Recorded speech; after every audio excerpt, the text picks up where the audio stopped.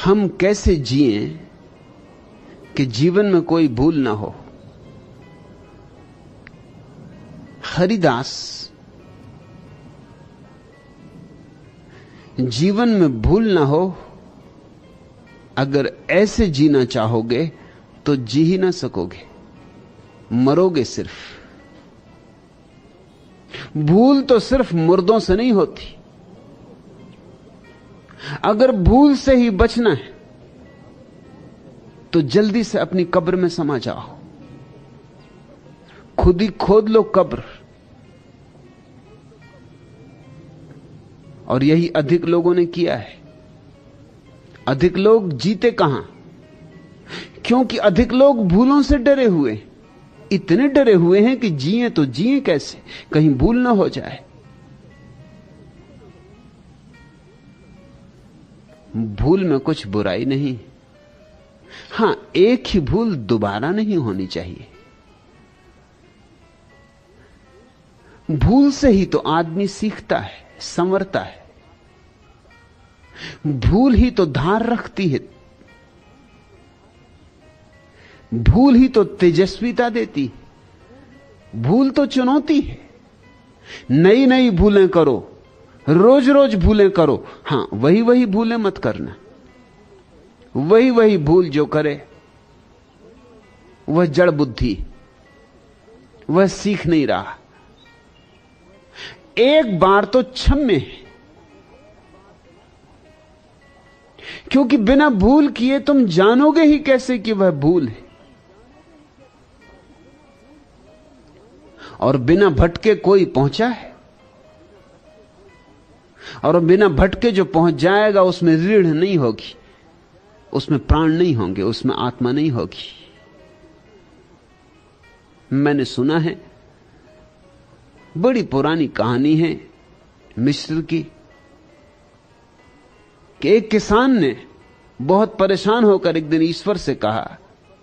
पुरानी कहानियों में ईश्वर इतना दूर नहीं था जितना अब है, सुन लेता था, ऐसे ही घर के छप्पर के पास ही रहता होगा। जोर से चिल्ला के कहा कि हद हो गई, ऐसा लगता है कि तुझे किसानी करनी आती ही नहीं। अगर एक साल मौका मुझे दे तो मैं तुझे दिखलाऊं कि किसानी कैसे की जाती। सब उल्टा सीधा चल रहा है। जब पानी की जरूरत है पानी नहीं गिरता, बढ़ते पौधे सूख जाते। जब पानी की जरूरत नहीं तब पानी गिरता है, बड़े बड़े पौधे बाढ़ में बह जाते। और फिर कितने कीड़े, कितने मकोड़े, और कितनी टिड्डी दल, और कितना कुहासा। तुझे कुछ होश है? तुझे खेती बाड़ी का कुछ पता है? ईश्वर ने कहा तो ठीक, इस साल तू संभाल, इस साल तू जैसा चाहेगा वैसा ही होगा। किसान ने सारी योजना बनाई, जीवन भर का अनुभवी किसान था। पाले देखे थे, ओले देखे थे, तूफान देखे थे, आंधियां देखी थी, अंधड़ देखे थे, बाढ़ देखी थी, सूखा देखा था, सब देख चुका था। उसने बड़ी व्यवस्थित योजना बनाई और उसकी खुशी का कोई ठिकाना न था। जब उसकी गेहूं के वृक्ष, गेहूं के पौधे आदमी के सिर के ऊपर जाने लगे तो उसने कहा अब पता चलेगा परमात्मा को खेती कैसी की जाती। और बड़ी बड़ी बालें आई, पौधे भी बड़े थे और बड़े हरे थे। जब पानी की जरूरत थी, जितनी जरूरत थी उतना पानी उसने मांगा, उतना पानी गिरा। जब धूप की जरूरत थी, सूरज की जरूरत थी, जितनी जरूरत थी उतना उसने मांगा, उतना सूरज चमका। न टिड्डी दल आए, न पाला पड़ा, न ओले गिरे, न कीड़े मकोड़े लगे। उसने सारी व्यवस्था कर रखी थी। फिर फसल काटने के दिन आए, उसके आनंद का अंत नहीं था। उसने सारे गांव को इकट्ठा किया और कहा फसल काटो, अब परमात्मा को दिखाएंगे कि फसल कैसे की जाती। फसल काटना क्या था, उसके प्राण पर जैसे छुरी चल गई। वो बालें तो बहुत बड़ी बड़ी थी, लेकिन उनमें गेहूं नहीं थे। उसने परमात्मा से कहा, ये क्या हुआ, ये क्या मजाक हुआ? इतनी बड़ी बालें, इतने बड़े पौधे, इतनी व्यवस्था, सब चीजें समय पर मिली, गेहूं क्यों पैदा नहीं हुए? आकाश से खिलखिलाहट की हंसी आई। उसने कहा, तू पागल है, गेहूं पैदा होने के लिए संकट चाहिए, असुविधाएं चाहिए। तेरी बालें पोच रह गईं, क्योंकि न तूफान आए, न आंधियां आई, न जम के वर्षा हुई, न सूरज से आग बरसी। तूने सारी सुविधा कर दी, तूने सारी व्यवस्था कर दी, तो बालें पोच रह गईं। संकट में ही, संघर्ष में ही, चुनौती में ही आत्मा पैदा होती। भूलों से मत डरो हरिदास, जी भर के भूलें करो, बस एक ही भूल दोबारा मत करना। अगर इतना ही स्मरण रहे तो हर भूल तुम्हें पाठ दे जाएगी, हर भूल तुम्हें आगे बढ़ा जाएगी। मगर तुम्हें यह बात सिखाई गई सदियों सदियों से, हर समाज, हर संस्कृति में यही आग्रह, भूल मत करना। और इसलिए कारण लोग मुर्दा हो गए। भूल मत करना, जरा रास्ते से हट के मत चलना, लीक पे चलो, जरा भी लकीर से यहां वहां मत होना। तो लोग चल रहे हैं लकीर के फकीर, उनमें कोई आत्मा नहीं है, उनकी बालों में कोई गेहूं नहीं पकते, उनके भीतर कोई प्राण सघन नहीं होते, उनके भीतर एक तरह की नपुंसकता रह जाती, उनके भीतर बल नहीं पैदा हो पाता, पौरुष नहीं जगता। सुरक्षित, सब भांति सुरक्षित, कैसे पौरुष जगे? उनके भीतर प्रतिभा में भी जंग लगी रहती, उनकी प्रतिभा में भी निखार नहीं आता। उनका दिया भी जलता है तो धुआं धुआं, रोशनी कम। भूल ही नहीं की जीवन में। तुम्हें मुझसे शिकायत है कि मैं बदल गया हूं, और मुझे भी तुमसे शिकायत है कि तुम क्यों नहीं बदले। तुम्हें शिकायत है कि मुझे बदलने पर अफसोस नहीं है, और मुझे शिकायत है कि तुम्हें न बदलने पर पश्चाताप नहीं। तुम्हारा कहना है कि बदलने से मेरा ह्रास हुआ है, और मेरा कहना है कि ह्रास भी हुआ है तो मेरा विकास हुआ है, लेकिन तुम जड़ हो, इसका मुझे विश्वास हुआ है। चैतन्य कैसे पैदा होता है? ऐसे ही पैदा नहीं हो जाता, चुनौतियां चाहिए, नहीं तो तुम जड़ रह जाओ। इस बात को तुम खूब गांठ बांध के रख लो, भूलों से बचना मत, अपने को संभाल संभाल के मत चलते रहना, राजपथों पर ही मत चलते रहना, कभी कभी पगडंडियों पर भी जाओ, बीहड़ वनों में भी उतरो, जहां खो जाने का डर हो वहां भी तलाशो, जहां से लौटने की संभावना ना हो वहां भी पंख मारो। अगर जल भी गए तो भी तुम्हारे भीतर आत्मा पैदा होगी, अगर भटक भी गए तो भी तुम्हारे भीतर बल पैदा होगा। अगर मुसीबतें भी आईं तो मुसीबतें तुम्हें नुकसान नहीं पहुंचाएंगी। थॉमस अल्वा एडिसन बिजली की खोज में लगा हुआ था। 3 साल बीत गए थे प्रयोग करते करते, उसके सारे सहयोगी थक चुके थे, लेकिन वो रोज सुबह आता बूढ़ा और उसी उमंग, उसी उत्साह से फिर काम में लग जाता।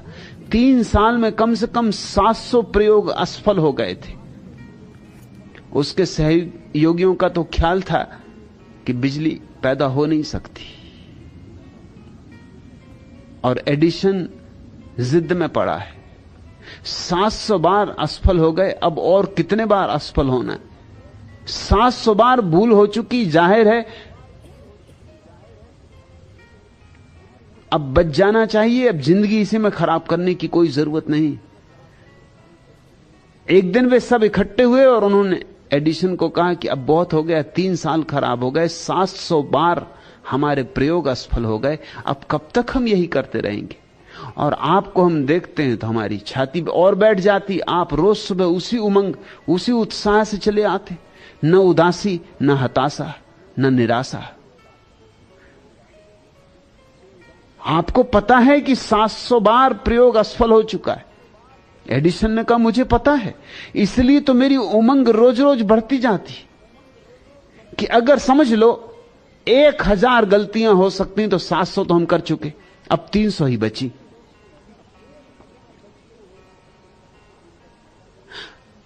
$700 दरवाजे हम टटोल चुके, दरवाजा नहीं मिला। रोज दरवाजे कम होते जा रहे हैं, ठीक दरवाजा करीब आता जा रहा है। घबराओ मत। और यही हुआ। 6 महीने के प्रयोग के बाद बिजली का आविष्कार हो सका, जो कि मनुष्य जाति के इतिहास में बड़े से बड़े आविष्कारों में से एक है। लेकिन अगर एडिशन भूलें करने से डरता तो यह आविष्कार नहीं हो सकता था।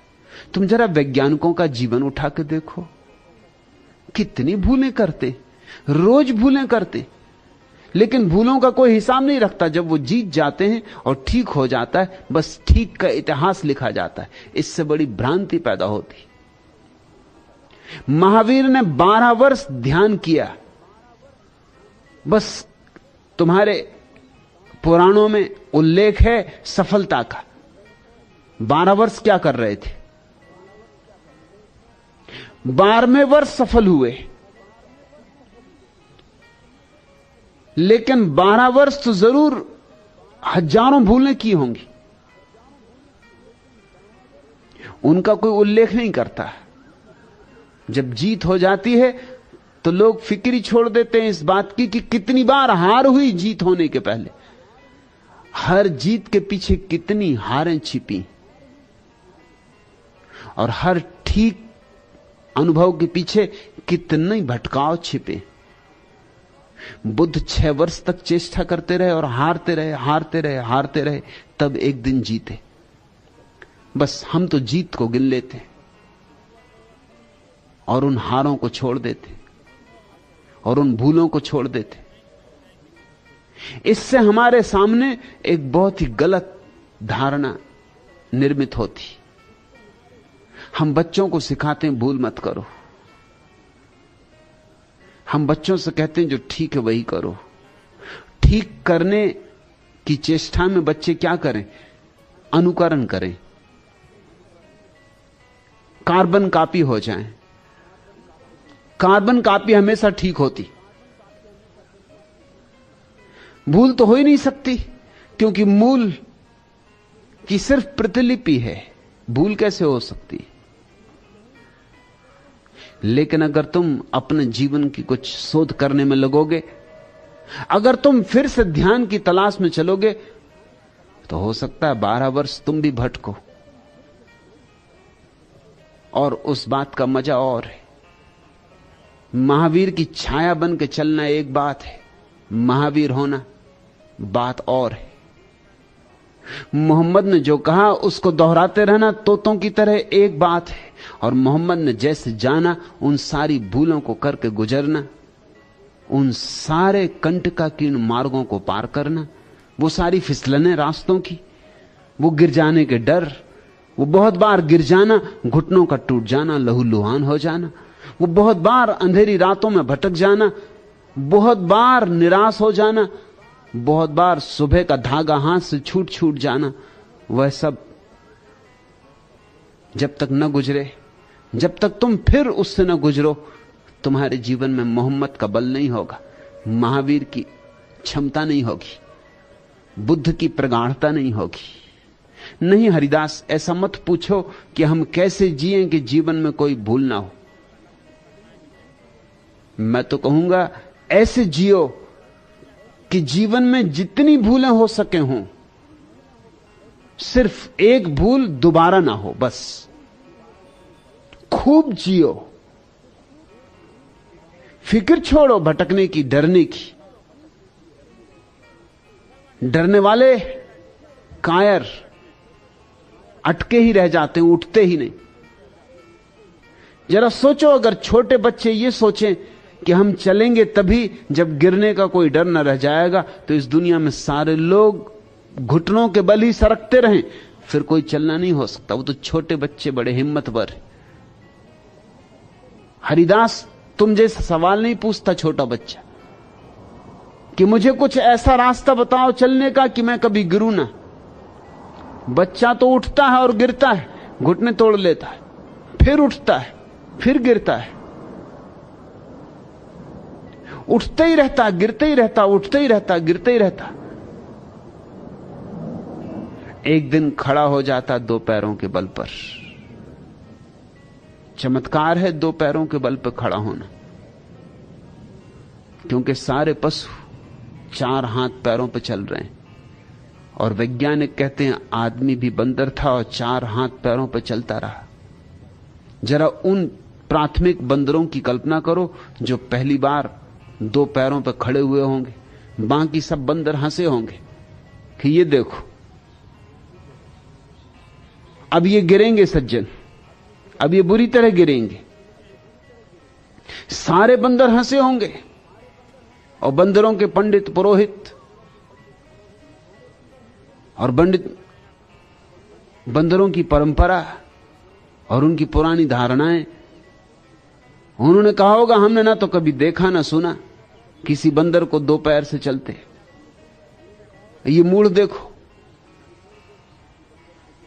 हम कहते हैं कि विकास हुआ, बंदरों ने तो कहा होगा कि पतन हुआ, क्योंकि बंदर रहते वृक्षों पर, आदमी को रहना पड़ा फिर जमीन पर। पतन ही कहना चाहिए, ऊपर से नीचे उतरे। इसको विकास कैसे कहोगे?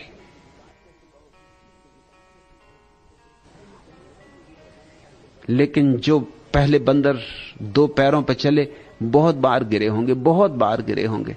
जैसे छोटा बच्चा गिरता है, उनके घुटने टूट गए होंगे, लहूलुहान हो गए होंगे, लेकिन फिर भी वे कोशिश करते रहे।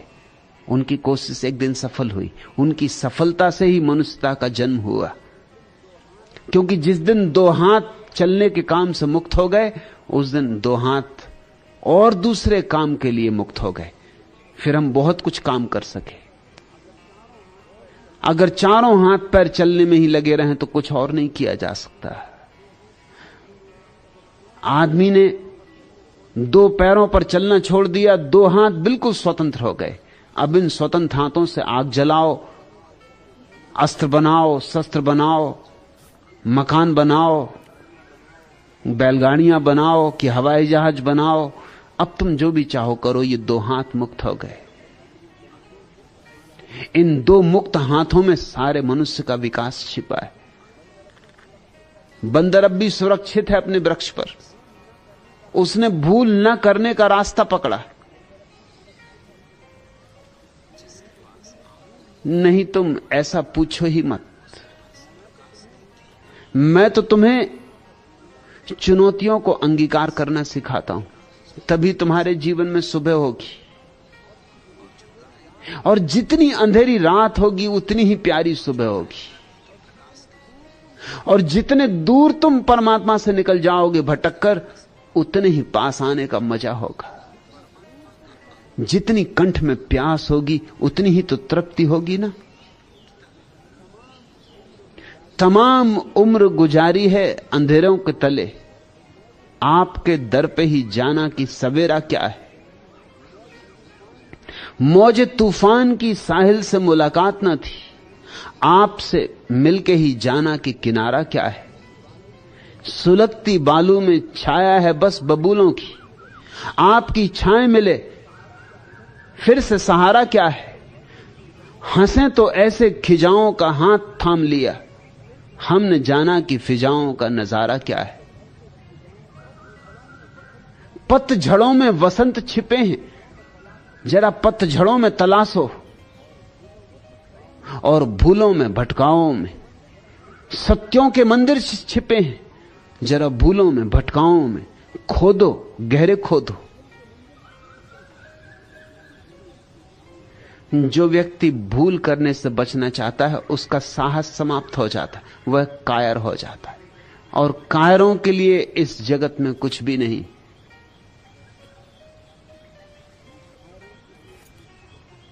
एक साहस चाहिए कि ठीक है भटकेंगे तो भटकेंगे। जीसस की प्रसिद्ध कहानी, एक बाप के दो बेटे। छोटा बेटा जुआरी, शराबी, वैश्यगामी। बड़ा बेटा मंदिर जाए, पूजा करे, पाठ करे, दुकान में मन लगाए, खेतीबाड़ी में डूबे। आखिर बड़े भाई ने कहा कि छोटे भाई के साथ रहना मेरा नहीं चल सकता, मैं कमाऊं और ये गंवाए, हमें अलग कर दें। तो बाप ने दोनों को आधी आधी संपत्ति बांट दी और अलग कर दिया। छोटा बेटा तो आधी संपत्ति लेकर तत्काल शहर चला गया। छोटे गांव में क्या करेगा, वहां ज्यादा भूल करने की सुविधाएं भी नहीं थी। बड़ा बेटा गांव में ही रुका। अब उसने दिल खोल के धंधा किया, पूरे प्राणों से खेतीबाड़ी की, खूब कमाया, और छोटे बेटे ने शहर में खूब गंवाया। 2-4 साल में ही छोटा बेटा भिखमंगा हो गया। होना ही था।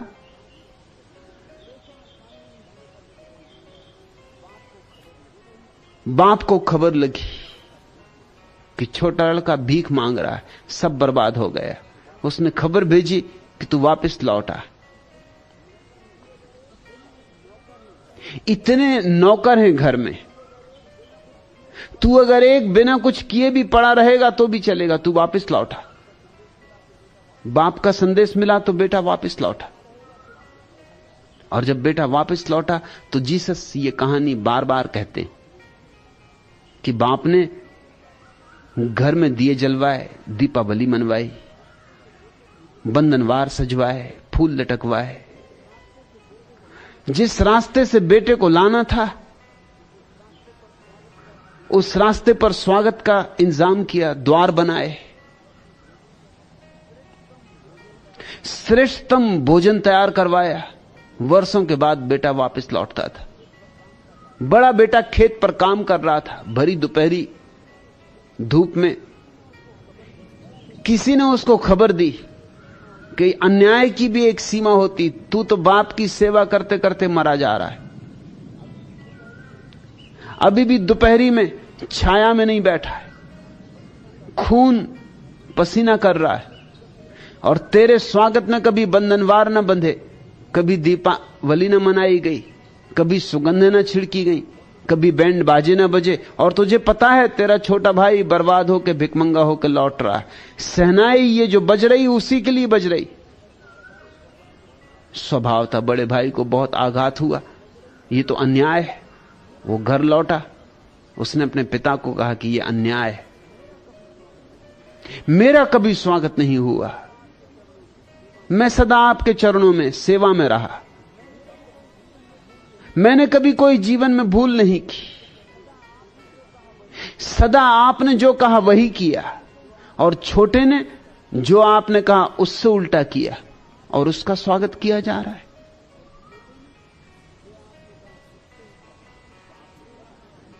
बाप ने कहा तुझे पता होगा, तुझे भली भांति पता होगा, क्योंकि तू खेतों पर रहता है, अपने पास भी भेड़ें हैं, तू कभी भेड़ों को भी लेकर पहाड़ों पर जाता है, तुझे भली भांति पता होगा कि अगर कभी कोई भेड़ जंगल में भटक जाए तो गड़रिया अपनी 1000 भेड़ों को असुरक्षित छोड़कर उस एक भेड़ की तलाश में आधी रात जंगल में जाता है,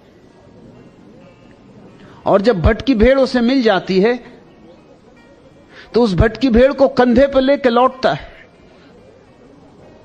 और जो भेड़ें कभी नहीं भटकी उनको कभी कंधे पे देके नहीं लौटता, लौटने का सवाल ही नहीं उठता। तू मेरे पास है, तेरे स्वागत का कोई सवाल नहीं। लेकिन जो दूर चला गया था और बहुत भटक गया था और वापस लौट रहा है, उसका स्वागत जरूरी है। जीसस कहते थे ये कहानी सिर्फ किसी पिता और उसके बेटों की कहानी नहीं, ये कहानी अस्तित्व की कहानी, ये परमात्मा की कहानी। यहां जो दूर जितने भटक जाता है, परमात्मा उसके स्वागत के लिए उतना ही तैयार है। क्योंकि दूर भटका हुआ आदमी कुछ कमा लेता है, कुछ जो बड़ा अदृश्य है। तुमने भी ख्याल किया होगा, जिन लोगों ने जीवन में कभी भूल चूक नहीं की, उनको अगर तुम देखोगे तुम उन्हें गोबर गणेश पाओगे। बिठा दो एक कोने में सजा के तो अच्छे लगते, और किसी काम का ना पाओगे। भीतर बिल्कुल पोच,